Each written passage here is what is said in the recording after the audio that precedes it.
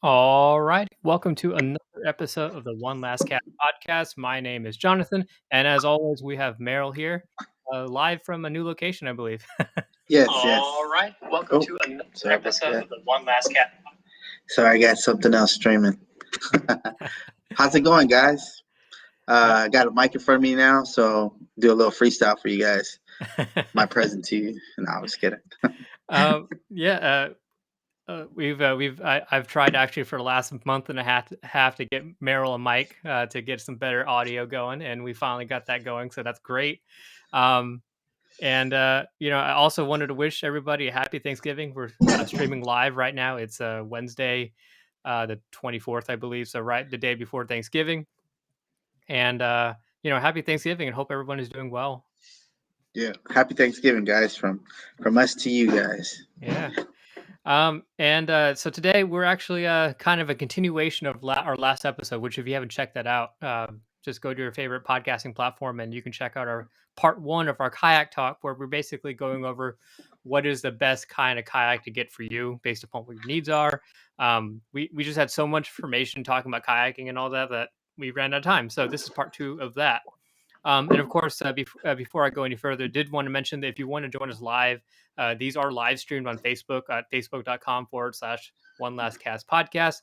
You can join us and join in the conversation. You have a live chat going, especially when we ask for questions. You can ask any question you want. We'll try to get to it. And even if we don't get to it, we take the time afterwards to kind of go through them and help you out, because this podcast is all about helping you become a better kayak angler and enjoy yourself out there. So, and also another thing that we wanted to give a shout out to our sponsors, definitely DSKA. If you're looking for a kayak group, Dirty South Kayak Anglers, it's a great Facebook group, a great place to learn, ask questions as well, have a sense of community. Definitely a lot of guys on there who know, guys and gals who know what they're talking about and would be happy to bring y'all fishing if you're ever in the area. Also, 4A printing.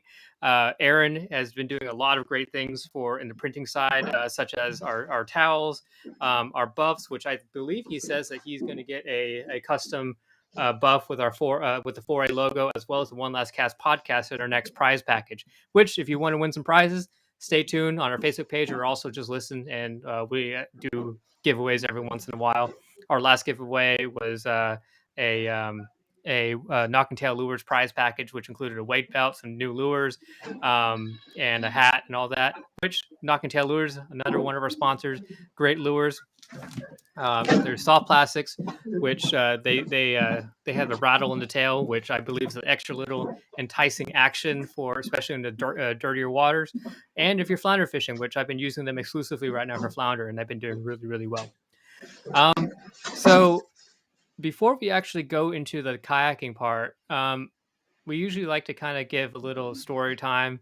And Merrill here has a story about kind of our theme today is something to be thankful for while on the water. So kind of just kick us off with that. Every day I'm on the water, I'm thankful. But it does bring up a story. Me and Justin Simpton were out fishing one night, and I believe we saved the guy's life being out in the water. And I'm thankful that I was there to save that guy's life. It was one of those situations where you've seen somebody on a kayak and you're like, okay, he's got the right kayak, but his gear doesn't look right, and the way he was fishing it was weird. He was fishing this area with pyramid weights, and this area has a lot of structure. There's going to be a lot of situation where he was going to get in trouble. And I just kept my eye on him. I even told Justin, just keep your eye on this guy, just by the gear he had on and the way he was fishing. It just had me worried. And sooner or later, I just saw the whole kayak go straight up and then fall backwards. And then I just booked it there. Me and Justin got there, and he got tangled up in his ankle rope, and leg was tangled up. And we were able to get the kayak. The kayak, when I got there, the kayak was leaning on his head, so he was trying to breathe he had his PFD on, but the kayak was laying on his head. And Nick also brings up another situation, a guy with a hole in his kayak thing. I was thankful we were there. We were able to bring another guy into shore. I think it probably was like a mile, maybe a mile, 2 miles, Nick. I'm not too sure. But it was quite the stretch getting him there. We were both holding onto his kayak and brought him into shore, and he had a big old hole in his kayak. But yeah, man, I'm thankful we were there. I was thankful to be there because I was able to. If I wasn't there, I think that guy wouldn't have made it. So Yeah. No, that's definitely some compelling stuff. And from my end, I did want to share. And if you're ever given, and Stacy does bring up some of the for the safety aspect. If at all possible, don't kayak alone. It is always better to go in pairs. That way, that you can, um, help each other out if something does happen. And so on my end, and I think I actually told the story probably a couple episodes ago, but um, one thing I am thankful for is actually having the opportunity to take my dad out fishing. It was probably a couple years ago. We were fishing the surf. It was a little bit too rough to wade, but the water was still good. So we went out and just fished off the rock ruins off the Galveston Beach, and it was still dark. We got out there super early. The sun hadn't even come up yet, and we were just throwing live croaker because I wanted my dad to catch some fish. In his first cast, like I actually hooked his croaker for him. It's like just cast out there, and I hadn't even rigged up my stuff yet, and he cast it out. And he said something. I couldn't hear it because the waves were kind of coming over. Looked over, he was bowed up right there and fighting a fish. And I realized that because we were planning on wading, we had the little short wade net, and we didn't have like a long dip net that you can get into from the rocks. And it was a monster trout, 24, 25, 26 inches or something like that. It was a big trout, and for him, and for anybody. And I managed to get down there and got the fish up, and and I remember like I passed him the fish. Like I got the fish up and gave him the fish, and my headlamp shined on his face, and he was so happy that he had that fish. Like he was, even without the light, he was beaming. And I was like, okay, I don't even care if I catch fish. He's happy, so that's a good day in my book. Um, and so for anybody else, if you ever can take your old man or your mom or anybody in your family fishing, do it. It's a good experience all around. So yeah.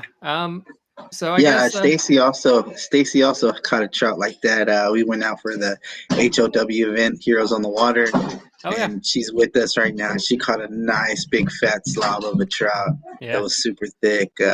She shared that photo. If you guys don't follow Stacy, check her out. She's a pretty cool cat. She hangs out with a lot of us in the saltwater survival crew. Yeah, Pretty no, I saw pretty that nice picture. fish. It's a very nice fish. So I guess getting to our topic on hand about kayaks. Um, One thing that we neglected talking about during the last trip was, or the last episode was transporting your kayaks. Um, so you pick the best kayak that you got. That's great. The next part is what some people forget about is transporting it.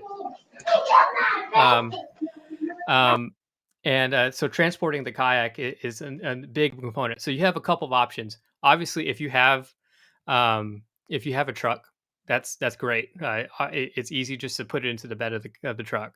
But for those of us who don't have a truck, like I did for a very long time, uh, it's I haven't had an SUV. One thing you have to factor into consideration with the cost is transporting your kayak. So one thing is you need to think about the roof rack, and also those are those are going to be the two things right there. Merrill, do you have any suggestions in terms of like the roof rack and saddles for transporting your kayak? Come again. I'm sorry. I was trying to get this earphone thing back in Oh my yeah, ear. yeah, not a problem. Whenever when we're talking about transporting kayaks, for an SUV or even a small car, do you have an experience with the roof racks and saddles and all that? Yes, I do.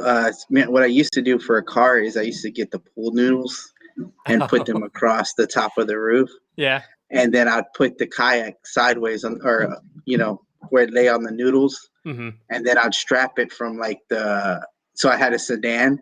So I'd strap it with the through the front doors, like on the top. You'd open all your doors, and you strap it on the top of the door or through your front doors, Yeah. and then strap off on the back doors, and then close the doors. Yeah.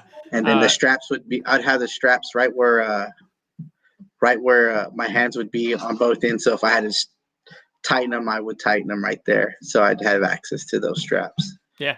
I guess the if you were to do that, just be aware that if it rains, that The what? if it rains, the strap, since it's inside the car, it's gonna Oh yeah, yeah. You all might that get water. you might get a little It's gonna And get then wet on the inside. I used to tie up the front and then the front and the back to the car. Yeah. And I ended up just getting away with just strapping it. Yeah. So that definitely is a it's an impromptu way to do it. And of course, if you talk to a lot of kayakers, they're a lot of uh, you know jury rigging and just kind of making up on the fly. Yeah. And that is definitely the one way to do it. Um, What do you? Yeah, that's what I did for the car. I also have a Tahoe. I'd throw it on top of the rails of the Tahoe, and I'd strap it to that one. Yeah. And I know there's all kinds of things out there to help with people in their vehicles that they can transport kayaks on top of their vehicles. Yeah. One thing I know a lot of SUVs, they do come with those the factory racks on top. Just one thing to look at is before you put any kayak up there, look at the weight capacity of those racks. Sometimes they're like very very small, like 100 pounds. Which if you have a Hobie PA, and you're putting it up there, that's going to far exceed that capacity of those Yeah, you racks. might cave in the top of your car. Yeah, or at the very least, you may break those racks on top. Um, and so whenever you have those, if you have factory racks, obviously you can use them, especially for those lighter kayaks. But if you can't use them, or you don't want to car top it in the way that you put the pool noodles on there, the other way to do it is to look at either. There's a bunch of rack systems out there. Malone has their own rack system, but the major big name brands, there's Thule and Yakima.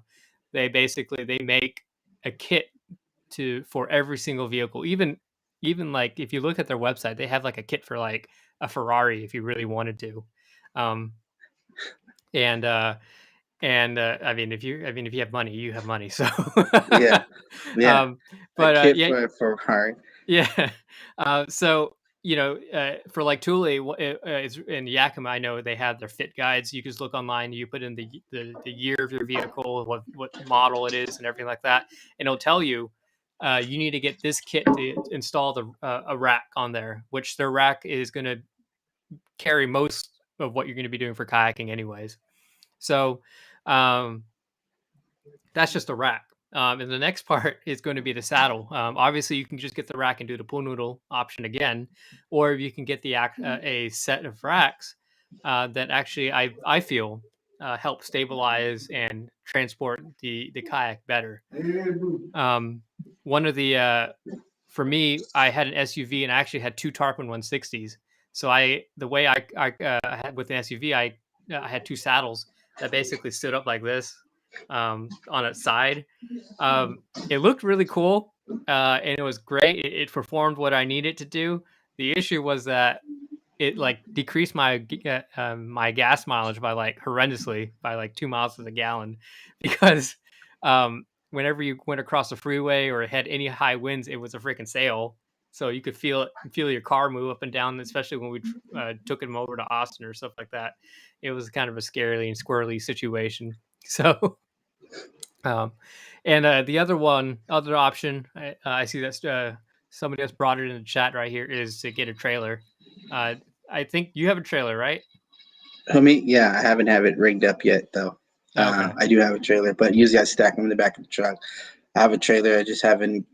I need to get it the way I want it to, so I can transport all these kayaks and leave them on there, easy to wash. And Aaron brings up a situation about not putting your rods in the back of your kayak. I had I had one of those sleeves on my rods, and I guess I left it in the back of the truck, and I guess the wind caught into the sleeve and blew out my favorite rod, one of my favorite rod and reels. I ended up replacing that rod and reel, but it wasn't an expensive mistake. So I won't be keeping rods in the back of my kayak. Yeah. Yeah. Yeah, usually I keep the rods inside the vehicle. So Yeah. I usually always do it. For some reason, I thought like, man, it's so much easier. And it's probably like my second or third time like storing it with the rod sleeves on them. Mhm. And that was a lesson learned, an Yeah. expensive one at that. Yeah. I think we covered everything that you can do to transporting your kayak. So you have the, your car top or SUV top, and getting the custom rack for Thule or Yakima, and then trailer. Are we missing anything besides your truck? Yeah, I mean, what kind of trailer? I mean, there's different kinds of trailers. Yeah. I know some people like the single, the doubles. Some have the multi, where it's got like they build the rack down the middle to hold like 4 or 5 or even more kayaks. For some reason, I always think of the double wheeled one, because if Mhm. you get a flat tire, you have another set of wheels that that will help take that pressure off that one tire, and you can replace it and pull over. But I might be overthinking that. Maybe just single set of wheel, single axle would be fine. Yeah. Um, I don't know, but that's just me overthinking situation. Yeah. Well, if you guys want, you could post up what's your favorite trailer you like to use. Um, you know, I like to know, see what you guys are using on your kayaks, and the trailers you are using, and any kind of shortcuts and or any kind of things that that would help us out, and that Yeah. to transport our kayaks. Yeah, based upon like what I've seen online, and especially within like TKF, the Texas Kayak Fisherman, another Facebook page, um, the the consensus is, if you're looking for like a good cheap like trailer, like the Harbor Freight ones, if you modify it, Yeah, uh, I mean that just pops up everywhere. And of course, there's a Harbor Freight everywhere. So if you're ever looking for a place that has it, go to your nearest Harbor Freight, and they'll have that trailer. Um, and just obviously build it well, but also kind of have fun with it. I've seen some really really cool trailers, like built for just one kayak. I forgot where I saw it. It was probably in Freeport. It was at a Bucky's, and it was it was a trailer. It had the nice cradle for this, for a Revo 16. Um, and it was on off to the side. It was offset, and then on the other side was a gearbox. And it running through the center was like a rod locker, and then for what was it, the Mirage Drive, it was he actually custom made a cutout so he could just slip it into the in right there. Um, and it was just, you could just see it. And I thought it looked really cool, even though it's probably really easy to steal. But that's another thing you to take kind of take in consideration as well.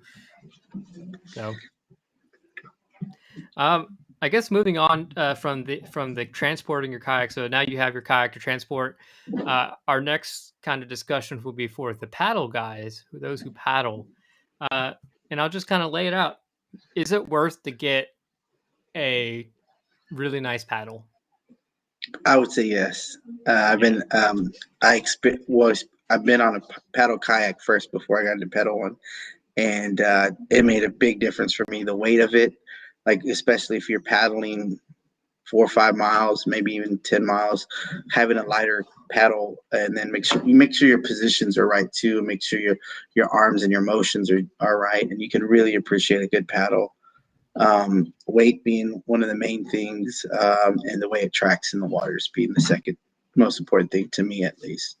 I like Warner did a really good job with their paddles. I used to have an old school one that lasts almost forever, and so I let a buddy of mine borrow one and never got it back. It tends to happen with paddles. Yeah, I think he fell in love with it too, and he just he kept it. I was like, guess I'll give me another one. I never did get another Warner paddle, but I use the ones that come with my kayaks most of the time. Yeah. How about you? Yeah, no, whenever I bought my first two Tarpon 160s, they came as a package deal. And with them came two Adventure Technologies carbon fiber paddles, really, really nice ones. Um, And I again, this is my first experience kayaking. I thought that, oh, that this is the normal kayak paddle. This is how everything is made. So that's how I felt. And then like I went on vacation one time, and we went kayaking somewhere else. I forgot where it was. And we used a rental kayak, and they had these heavy, heavy aluminum paddles, and I'm like, this is not what I remember kayaking being like. Um, and it was a struggle. Like I felt like even though I had experienced kayaking, like this was a completely different ball game with these really really heavy paddle. Oh, it was we were in California in Huntington Beach. That's where it was, and uh, I definitely agree that you should definitely invest in a good paddle. There's you can I think they you can get between you can start like they go as cheap as like $25 and they go way up, five $600 if you really wanted to spend that kind of money. Um, but like a Werner or Adventure Technologies, those two are the ones I've experienced with. They are really really good paddles. Even the lower end ones. Um, their lower end paddles around like the starting at the $100 range. Even those are really, really good.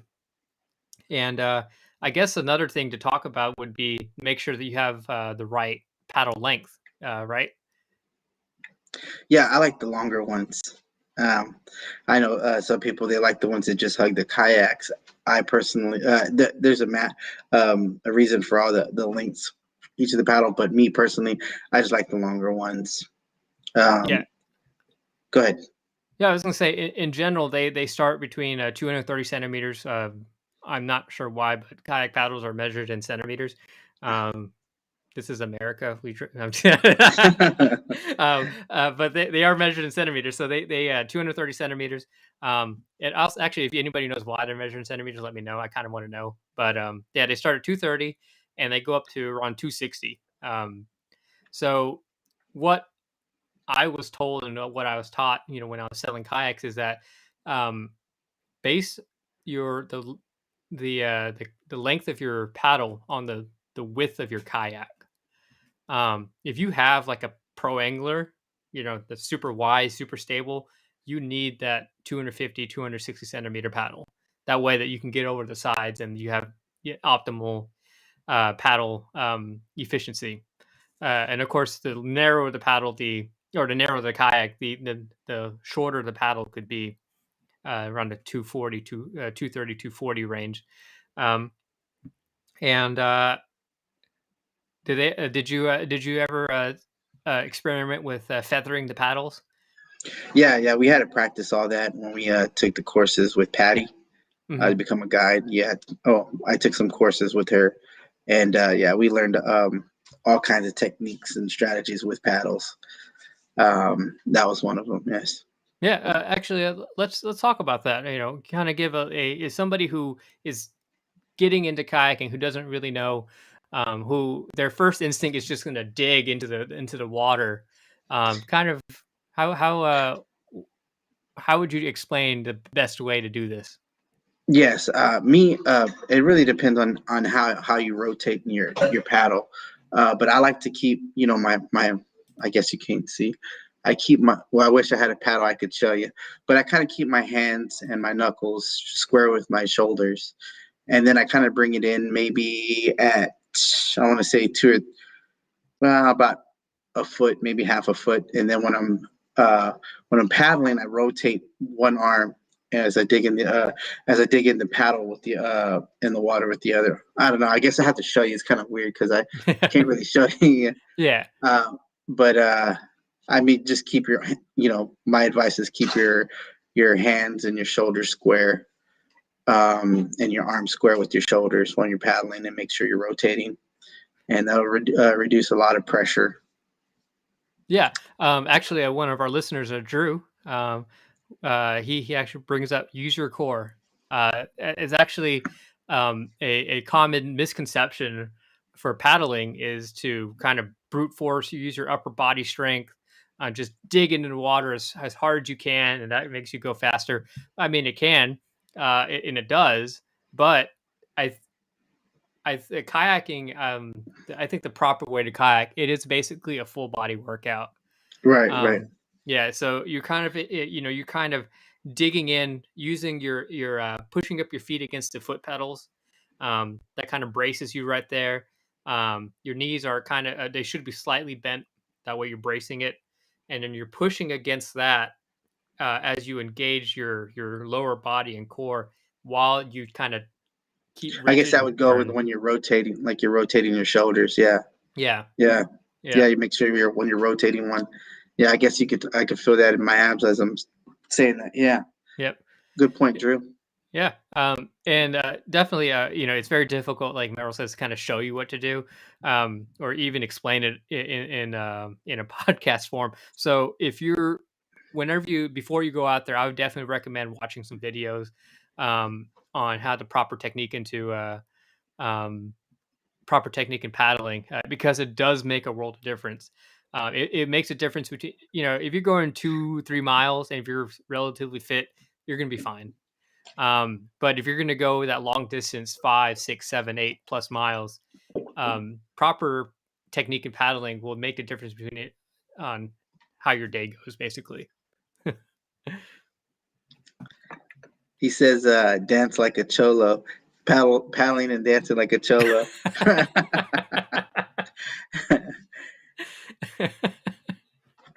Yes, That's I'm funny. not going to comment on that. What if you? I don't know if you ever watched that guy, the cholo guy. Like he's right though, because he does it like he puts his arms like square with his shoulders, and he does like the cholo did. So Drew brings up a good point. It's funny, but if you could picture him and they're doing that, it's I don't know, it's funny, Yeah, but he kind of has a point to it. yeah. And of course, if you don't want to paddle, get a pedal drive. You don't have to Yeah, worry about it. man. Some when was it? I wasn't. It was recently. I got on a paddle kayak. I'm not gonna say which brand, but I was on a paddle kayak and I was like, man, I kind of missed it because I was getting the shoulder workout. I was getting the rotating the shoulders, rotating the arms and my core, and it's one of those things like once riding a bike. I mean, once you do it and you find that good rhythm and that good rotation, um, it stays with you, you know. Yeah. And Stacy does bring up a good point in the chat right here. Jessica's drive broke on Saturday, so she had to paddle back in. It does help to know how to paddle and paddle well, because even if you have a pedal drive kayak, if the worst does happen, you do still have to get back in. Um, and so obviously there's a lot of kind of, we can even talk even more about paddles, but just kind of give a general overview of what paddles to look for. You're looking for something that's comfortable for you to hold, lightweight, as light as you can potentially afford. Generally, the lighter weight the paddle, the more expensive it is. So that's just the trade off that you get there. Also, I would say that the lighter weight paddles, um, they they break easier.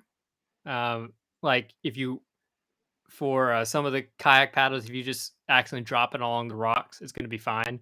But for some of the really expensive kayak paddles who are super lightweight, if you drop it against the rocks, it may crack. So that's just something to pay attention for. You kind of you lose the weight, but you kind of you it doesn't hold up as well.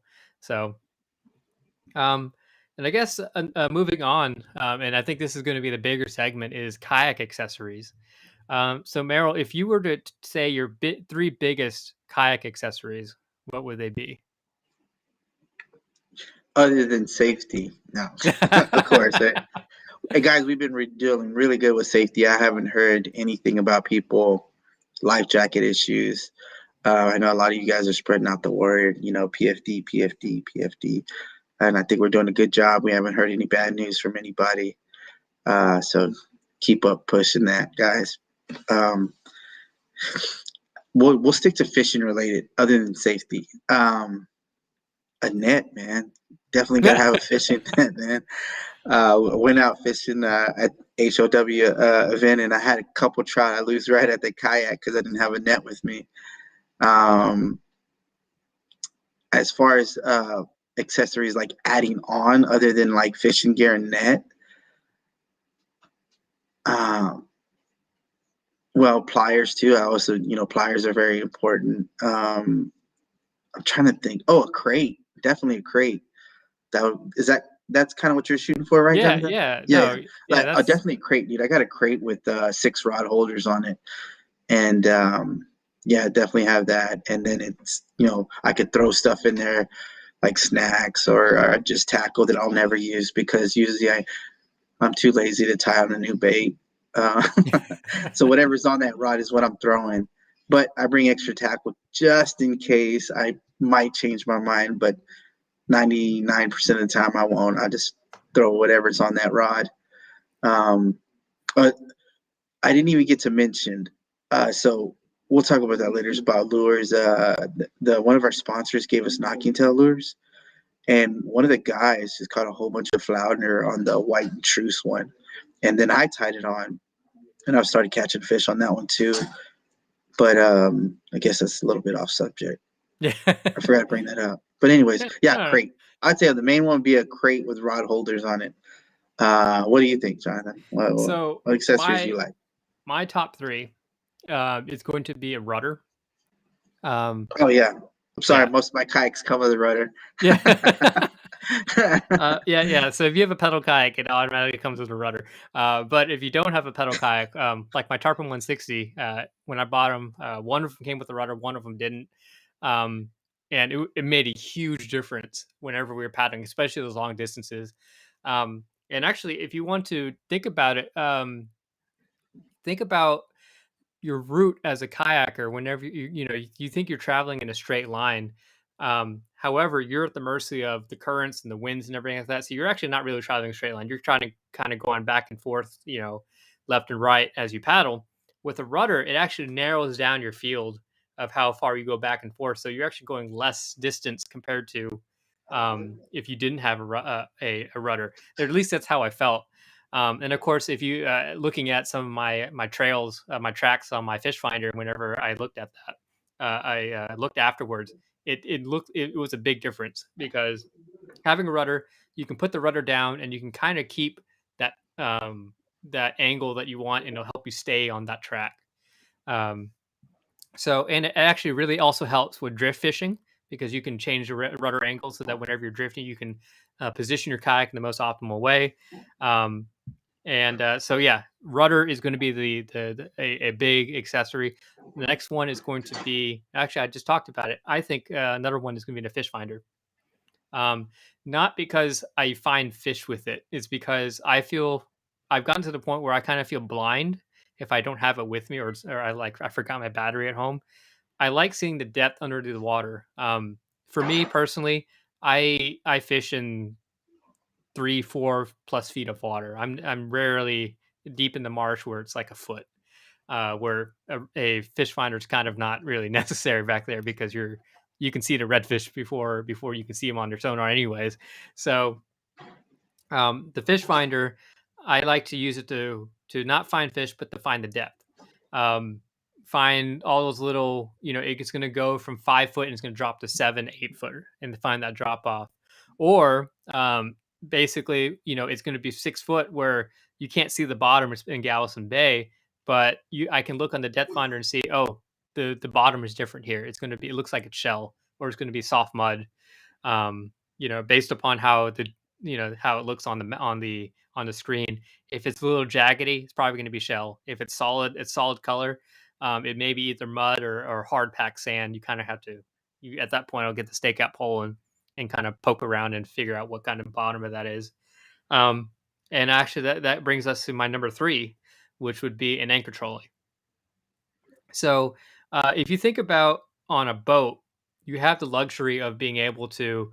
You can walk to the front of the boat and tie off the anchor and position your boat that way, or you can pick up the anchor and go to the back of the boat and tie off the anchor and throw it back there, and you'll position your boat the other way. In a kayak, you don't really have that luxury of doing that. So, with an anchor trolley, it's basically a pulley system that's attached to the front and the back of the kayak, and and you can attach your anchor, right next to you in the middle of the kayak, and you can bring it to the front, or you can pull it back and bring it to the back. That way, you can position your kayak however you need to. It's especially useful for I'm fishing a drop off, and I'm trying to position myself that way. I can set my anchor that way, or if you're drift fishing, you can put the drift sock, attach it to the anchor trolley, and pull it to the front or back, and you can drift however you need to do that. So those three things I think are the most important accessories that you should get on the kayak.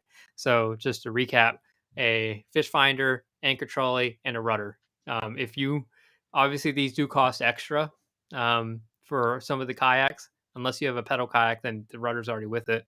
Um, and if you have a Hobie, if you have a Hobie, I do recommend the sailing rudder, the bigger rudder. It does make a big difference too. Um, but they do cost extra, but I do think that they're well worth it. And of course, it is based upon your fishing. If you're going deep in the marsh, um, you probably don't need like a fish finder. Though, actually, no, I take that back. You do want it for get one with a GPS so you can find your way back. Um, so yeah, I know I talked a lot, but No, man, that's really good knowledge, man. yeah. I like how you go into depth about those things. I don't have an anchor trolley, but I'm never in a situation where I feel like the kind of fishing that I do, I'm always on the move, and I'm never posted up anywhere. Usually when I fish an area, I don't drop anchor there. I usually just catch the fish, come back, and then I kind of loop back around with my kayak and then get in a position, which some people would just use the anchor trolley and anchor in one spot and fish that spot and hold that position. Me, I'm always worried about wrapping that fish around that anchor rope. And when you do anchor, guys, make sure that you're doing it at a length where you won't get in trouble. And what I mean by that is there's been a situation at the causeway where a guy named Robert, he anchored his rope too short and it caught. And then when the waves came, it actually pulled his kayak under and flipped him. So make sure when you kayak, you're throwing out enough rope. So when the waves, what is it usually, like 3 times the length of when you of your anchor? Or there's a number for it. I'm not too Yeah, sure. there is a number for it, and actually, I don't have it on top of my head. So basically, I don't normally anchor, so yeah. I have a stakeout pole, and Oh, you use this. Oh, you use the anchor trolley just to stake out. Use yeah, the stake out pole and attach it to that. Right. Okay. correct. Well, if you use an anchor stake out pole, that's even better. But 3 times, right? That's what I thought it was. 3 times a death. Thanks, Yeah. Michael. Hey, your lures are awesome, brother. Appreciate them. Probably gonna do a little report about them. Thank you for joining us.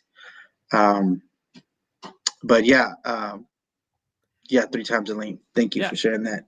Also, another good option, and I guess since we're on the topic, let's actually talk about the anchor. So for us kayakers in general, there's going to be two types of anchors that we're going to use. One of them is the stakeout pole, which is basically a fiberglass pole or lightweight carbon pole or something like that that you can stick into the ground whenever you're shallow, and that helps you anchor where you're at. The other option is your traditional anchor. Your Bruce Claw, your mushroom, or your the foldable ones that come out. Uh, those your traditional anchors. Those are options as well, especially whenever you're looking at like anything greater than 6 foot, that your stakeout pole can't reach. Um, and those are you like you were mentioning with anchoring at the causeway, where for those who don't know, the causeway sometimes does have they do have some strong currents there.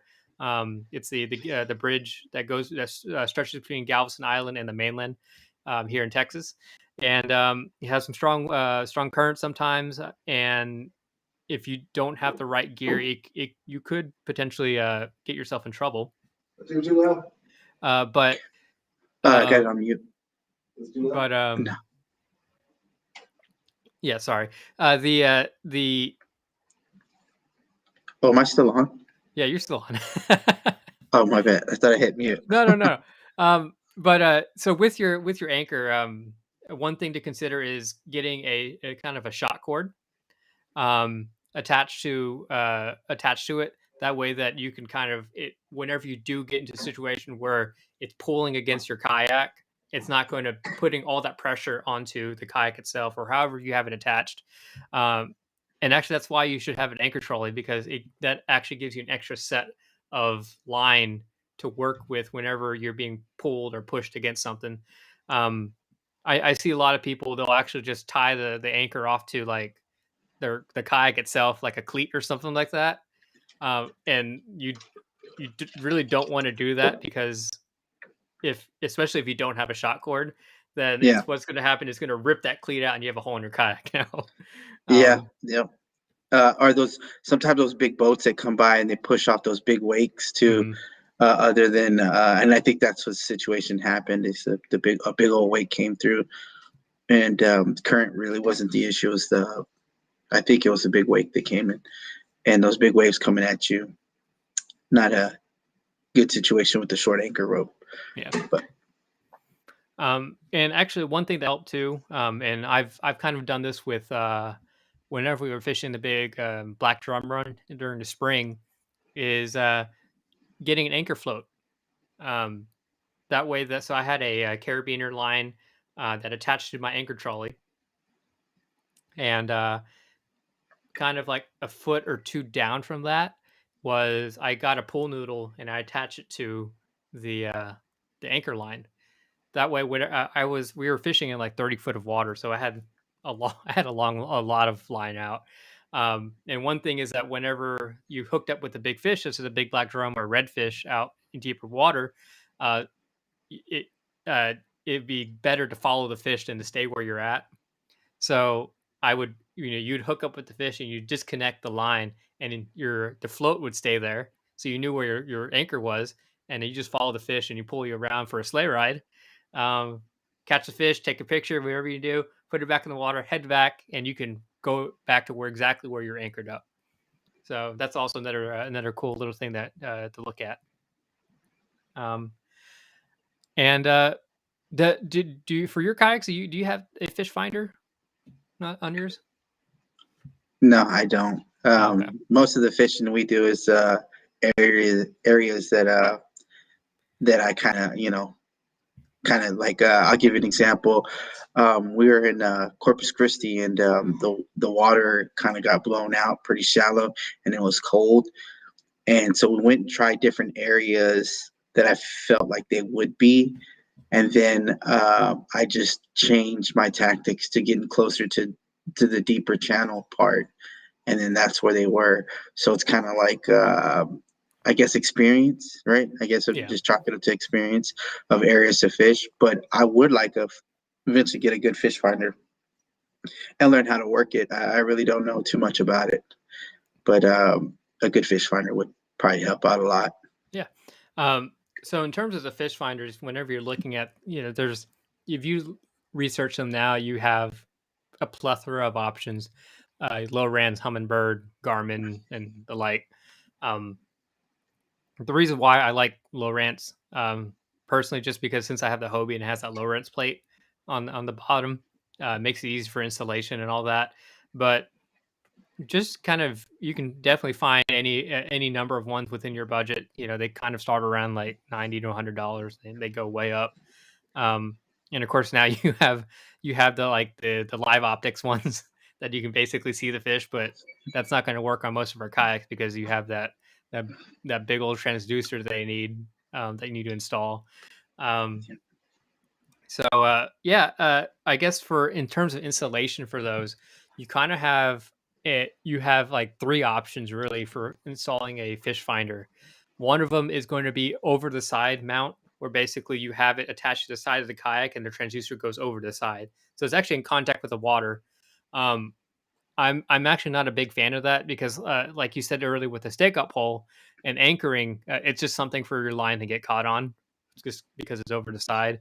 Um, and I'm that's the only reason why never had one, so I don't know exactly how it works. But I can see it just getting in the way.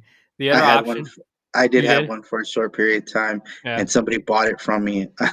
So I created a crate and what happened was it was an aluminum pole, Mhm. and then the pole had two holes in it, and it were pull pins, and so it would swing out and then pull pin down underneath the kayak, and then you lock it in with the other two holes with the pull pin on it, and it would stay locked. And somebody said, "Man, I really like that setup you got there, man." And he bought it off me, and I was like, "I don't use it enough, anyways." So yeah, so I did have a fish finder for a very short period of time. It was actually one of those 3D structure scan ones, Mhm. and well, didn't have it for long. Yeah. Yeah, so the over the side one is an option, and there's a couple of different companies, like Yak Attack and Yak Gear. I think Scotty also they have, pre-made mounts that that you can buy, or you can just do it yourself, like it sounds like what you did. The other option is going to be like the Hobie option, where it has under on the bottom of the kayak, the newer models, they have a Lowrance, plate, where basically it's already kind of pre-made to attach a transducer to.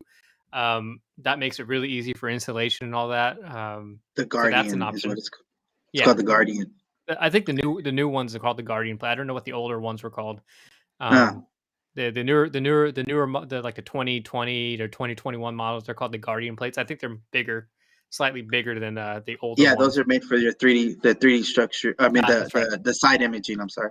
That's right. That's The right. Yeah, yeah. So you have a bigger transducer on that one. So Mhm. you'd have to fix up your Guardian, so when you pull it, it'll drop below your kayak to get the side imaging. Yep. And actually, so that's an option as well. I'm not aware of any other kayaks that have a plate like that, so that's kind of unique to Hobie. And of course, I may be wrong. So if there's something out there, just let me know, and I'll definitely bring it up. The other option, and I think this is what Nick was talking about in the chat right here, is gluing your transducer inside the hull.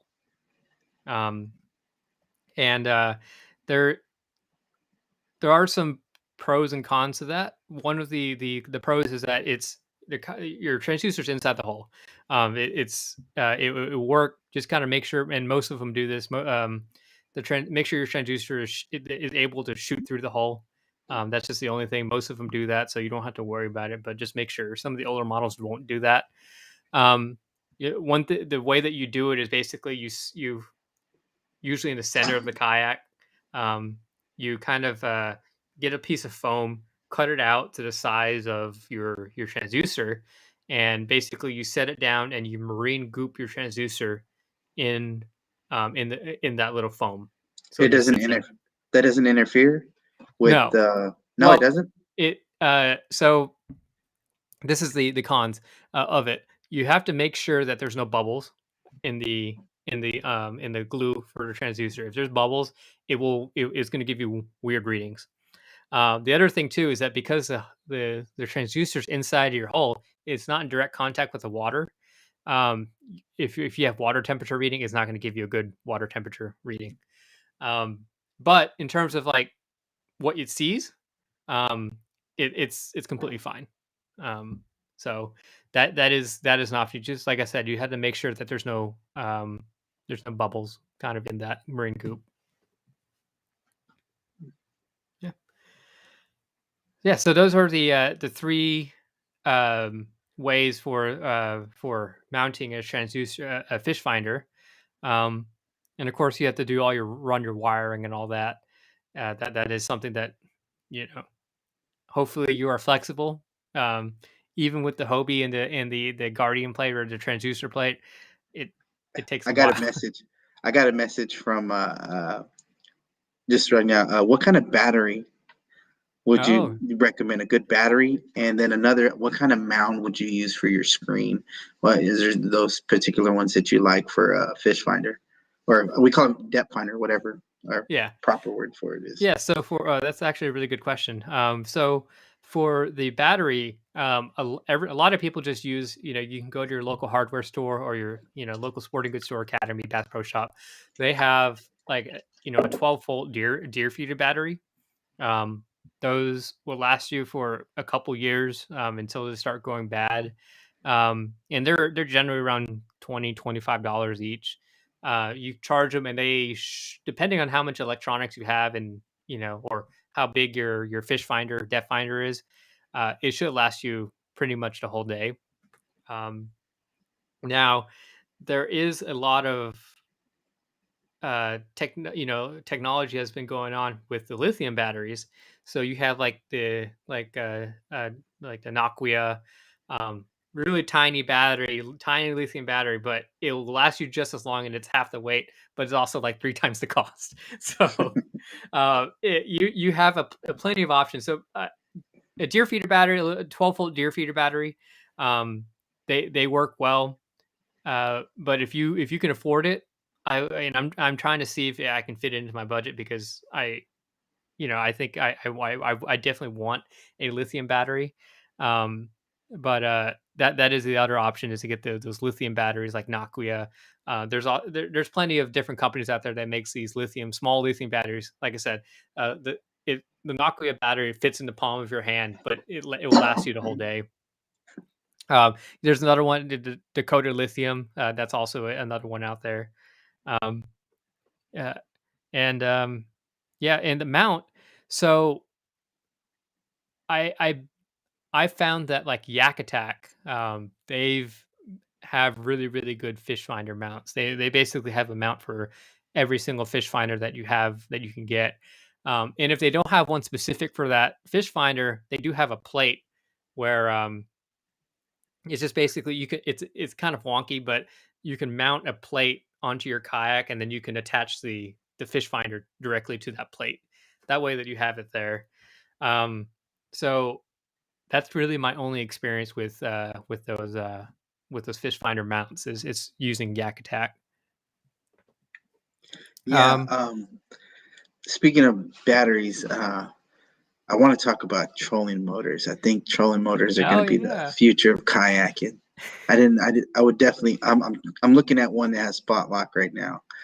Um, I just think it's Oh just a lot more convenient to have a trolling motor on the kayak. And I know some people will argue, well, just get a boat then. But I mean, it's not the same. I'm closer to the water. Um, but I a battery that would last for all those electronics. And I think you would probably have to go. I wouldn't say have to, but it would probably be best to go with lithium in that case because of the lighter weight.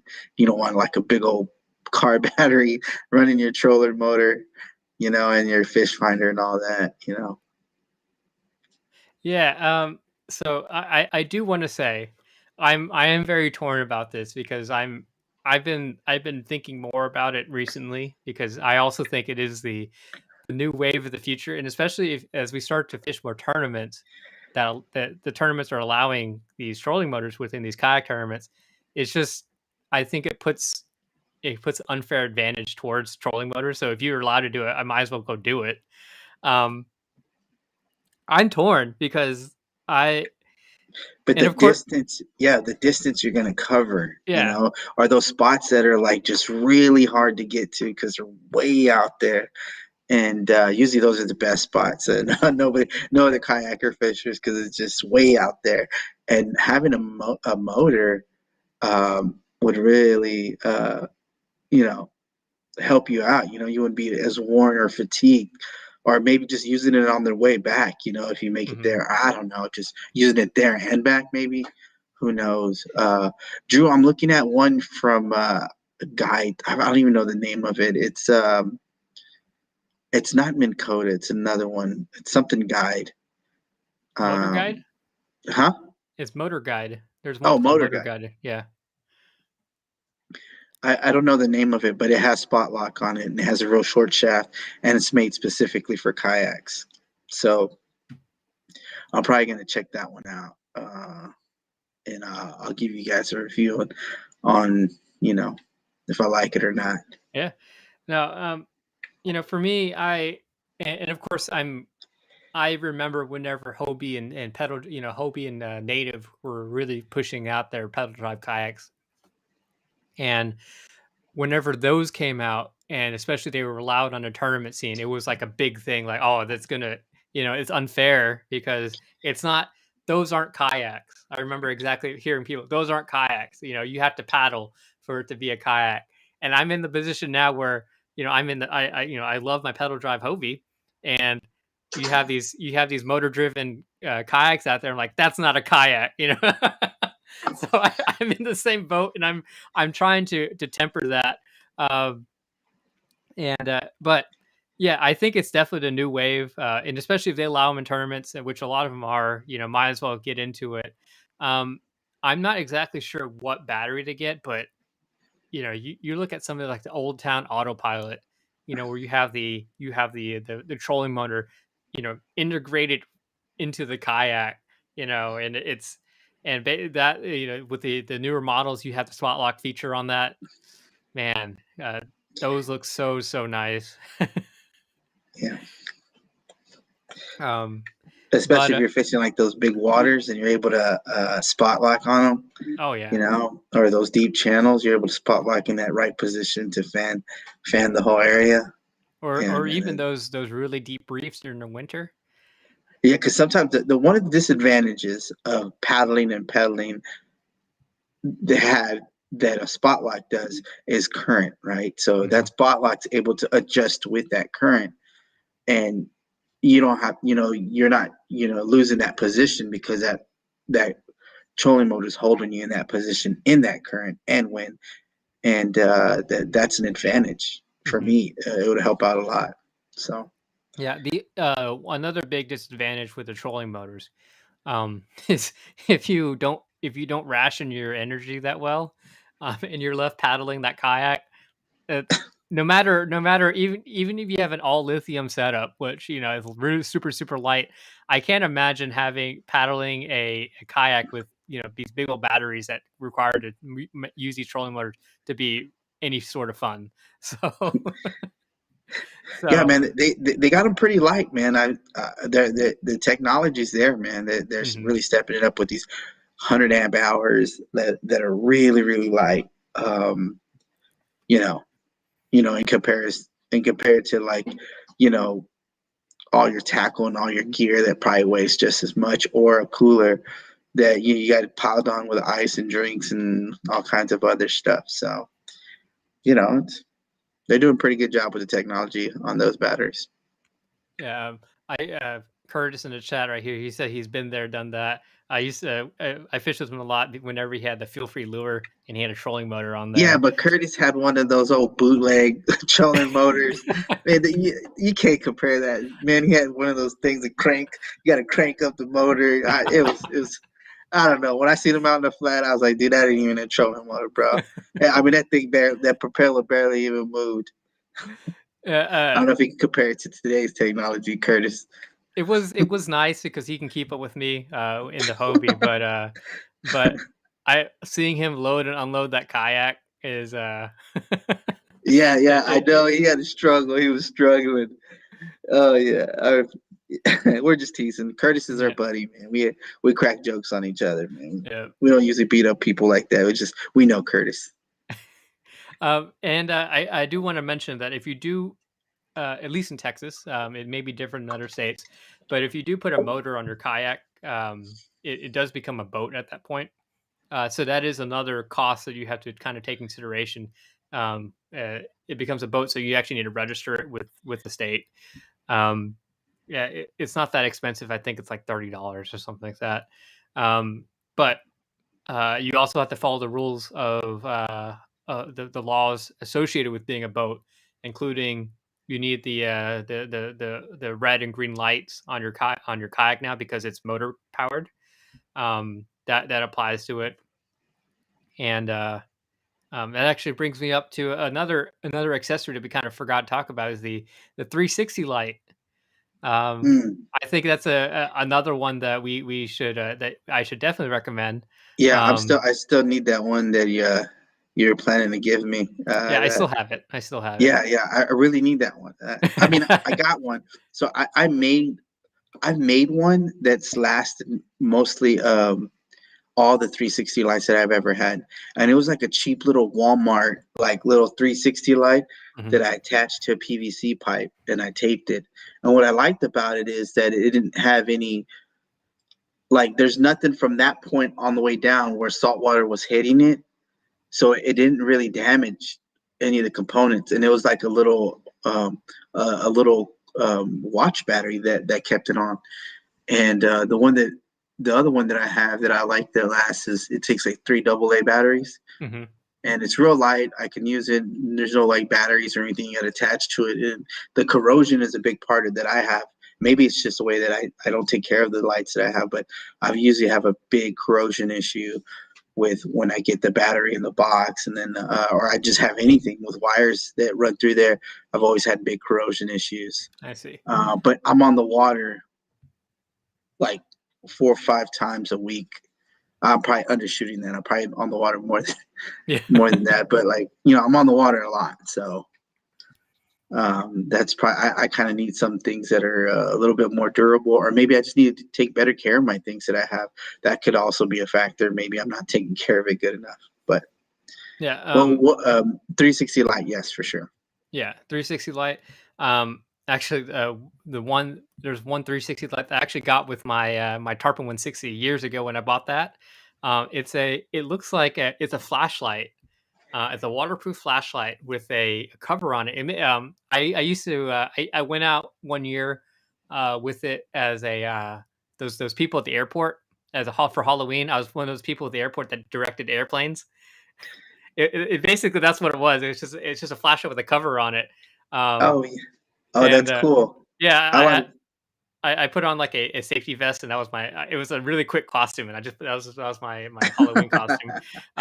But yeah, you just stick it in, you turn it on. I stick it into like a PVC pipe, and I just put it in a rod holder, and that was my 360 light. And actually, one of the lights still works, and I still have that one somewhere floating around. But um, I do want to give a shout out to David Pham and his Pham lights. I do have one, and they work really really well for a 360 light. So if you ever need one and you want one that's really bright, and it comes with its own battery, and it's uh, well built, um, give him a shout out. You can definitely find a bunch of his pictures on there, and see what people say about it. But um, so Yeah, David Pham's been, and then the customer service you get with that, David Pham is top notch, dude. You have any issues with those Pham lights, he's on them, and he tries to fix it as soon as possible, as soon as he can. So great customer service with that light as well. yeah. And they're the Famlight batteries, which is it's a smaller version of a it's still a 12 volt, but the smaller deer feeder battery. It's like a home security battery, very small. I went out with Curtis last time, and my fish finder my battery died, and we were using that. We're using the Famlight battery to power my fish finder. So they work for that as well. Not as long though, but they work. Um, so I guess we covered a lot. And if you have any more questions, for those of us who are in chat, just ask, and we'll try to get to that. I guess before we kind of sign off, is there any other parting wisdom that you want to leave our listeners with? Y'all just have a happy Thanksgiving, and I'll see you at the next one, guys. That's perfect. Perfect. I definitely want to give a shout out to again all of our amazing listeners out there. You can join us live. We're at facebook.com/one last cast podcast. Also, we're on YouTube as well. I don't have the link there on the top of my head, but you can find us there as well. And of course, we are available on any of your favorite podcasting platforms. And Also, before we sign off, we do have a contest right now running for a rod valued at $145. If you want to win that, all you have to do is leave a review anywhere that you can leave a review on our Facebook page, on Amazon or Apple podcast. They have a review section. Just leave your review. We definitely want to hear from you, what you think about our podcast. What can we improve? What you like and don't like? Like I said, we just want to hear feedback. That way we can make this better. So uh, I guess that's all for today. Thanks for listening, and happy Thanksgiving to everybody.